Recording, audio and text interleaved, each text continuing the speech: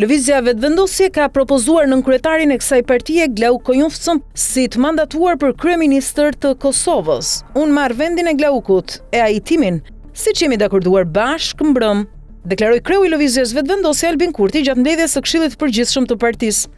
Ai u referua postit të zëvendës kryeministrit dhe ministrit jashtëm e diasporës, ku Konjufca ishte caktuar në ekzekutivin e propozuar nga Kurti më 26 tetor, por që nuk mori mbështetjen e 61 deputetëve të Kuvendit të Kosovës. Kurti tha po ashtu se në këtë mënyrë mund të shmangen 2 palë zgjedhje dhe Kuvendi të miratoi buxhetin për vitin 2026. Sipas tij, nëse vendi shkon në zgjedhje në dhjetor pa buxhet, do të rrezikojë shteti. Caktimi i mandatarit të dytë në këto rrethana është domosdoshmëri. Le të votojë opozita një qeveri të udhëhequr nga Glauku, në mënyrë që të procedohet buxheti i shtetit nga një qeveri fuqiplot, tha Kurti. Kjo mbledhje e Lëvizjes Vetëvendosje vjen vetëm një ditë para se të kalojë afati 10 ditori presidentes Vjosa Osmani për t'i dhënë dikujt mandatin për formimin e qeverisë së re të Kosovës apo për të shpallur zgjedhje të reja.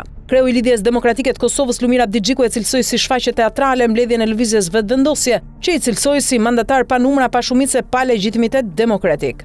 Duat besoj se presidenti e Republikës do të respektojë vullnetin e shumicës shqiptare para mbledhjeve propaganduese të partive me mandatar plot por pa shumicë parlamentare, shkruaj ai në Facebook. Osmani u takua me përfaqësuesit e partive politike më 31 tetor për të diskutuar për çështjen e mandatarit dhe të zgjedhjeve. Pas mbledhjes Lidhja Demokratike, Partia Demokratike dhe Aleanca për Ardhmërinë e Kosovës argumentuan se nuk ka shumicë dhe se zgjedhjet duket të jenë opsion, ndërkaq Kurti nuk u prononcua për mediat. Pas takimit Osmani tha se Kurti i kishte kërkuar një takim para 5 nëntorit kur përfundon periudha 10 ditore për të parë nëse mund të formohet shumica.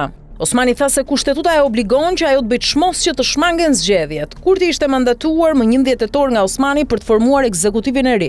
Partia e tij ka fituar zgjedhjet e 9 shkurtit, por nuk ka siguruar ulëse të mjaftueshme në kuvend që do t'i mundsonin që të formonte qeverinë pa bashkëpunim me partitë e tjera. Në zgjedhjet e 9 shkurtit, PDK-ja ka fituar 24 ulëse, LDK 20, AK 5 dhe 3 deputet ka nisma socialdemokrate që në zgjedhje garojnë në listë të përbashkët me Aleancën për Ardhmërinë. Lista serbe ndërkohë ka 9 nga 10 ulëset e garantuara për minoritetin serb, 1 e ka partia e Nenad Rashishit dhe 10 ulëse të tjera i kanë fituar përfaqësuesit e minoriteteve të tjera.